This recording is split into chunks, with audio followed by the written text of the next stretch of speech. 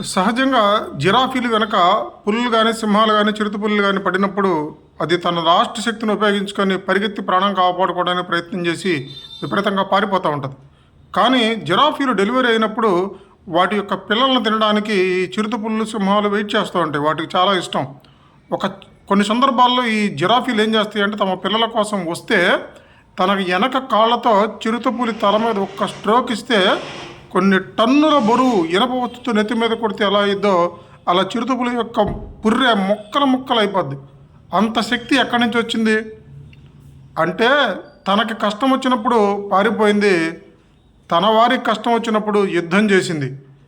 మాకు తెలిసినటువంటి ఒక పురుగు మందుల కంపెనీలో గుమ్మస్తా వాళ్ళ పాపకి హీమోఫీలియా జబ్బు ఉంది. హీమోఫీలియా అంటే శరీరానికి ఎక్కడైనా గాయం అయితే రక్తం ఆగదనమాట, కంటిన్యూ కారిపోతూ ఉంటుంది.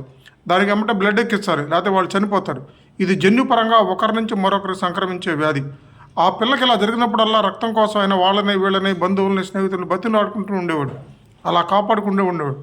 ఆయన నాలాంటి పాపకి ప్రపంచంలో ఈ దేశంలో చాలామందికి ఇబ్బంది వస్తుందని అనేక మంది హీమోఫీలియా వాళ్ళందరినీ కలిసి బాధితుల్ని ఒక ట్రస్ట్ ఏర్పాటు చేసి బ్లడ్ బ్యాంకులతో టైఅప్ అయ్యి డోనార్స్ని చూసి ఒక పెద్ద ట్రస్ట్ ఫామ్ చేసి అన్ని బ్లడ్ బ్యాంకుల్లో టైఅప్ అయ్యి ఆ బ్లడ్ని దాచిపెట్టి భారతదేశంలో ఎక్కడ హీమోఫీలియాలో బాధపడుతున్నా, ఎక్కడికి ప్రమాదం వచ్చినా, ఎవరికి వచ్చినా ఈ రక్తాన్ని సరఫరా విధంగా ఆయన ఎంతో కృషి చేసి అందరికీ సేవలని అందిస్తున్నారు.